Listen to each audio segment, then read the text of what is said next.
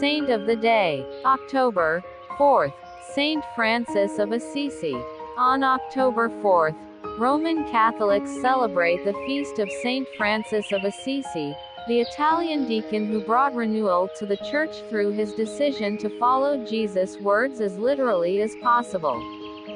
In a January 2010 general audience, Pope Benedict XVI recalled this giant of holiness as a great saint and a joyful man, who taught the Church that the secret of true happiness is to become saints, close to God. The future Saint Francis was born on an uncertain date in the early 1180s, one of the several children born to the wealthy merchant Pietro Bernardone and his wife Pica.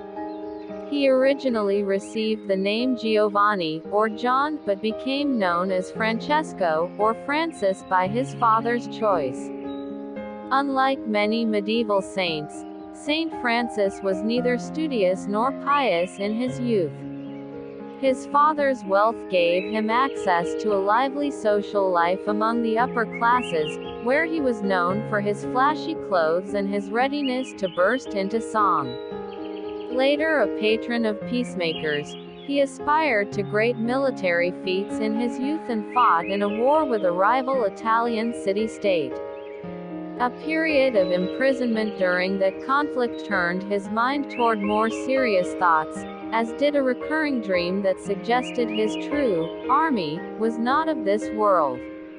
He returned to Assisi due to illness in 1205, and there began consider a life of voluntary poverty. Three major incidents confirmed Francis in this path. In Assisi, he overcame his fear of disease to kiss the hand of a leper.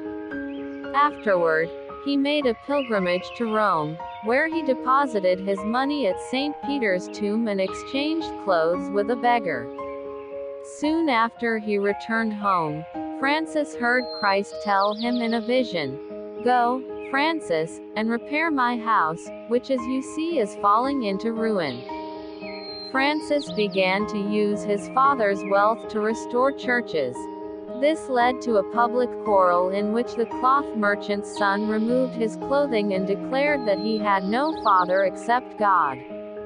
He regarded himself as the husband of Lady Poverty, and resolved to serve Christ as a herald of the great king. During the year 1208, the herald received the inspiration that would give rise to the Franciscan movement.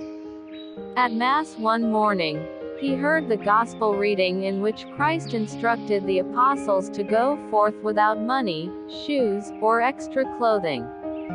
This way of life soon became a papally approved rule, which would attract huge number of followers within Francis's own lifetime.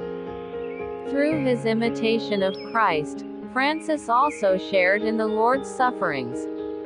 He miraculously received Christ's wounds, the stigmata, in his own flesh during September of 1224.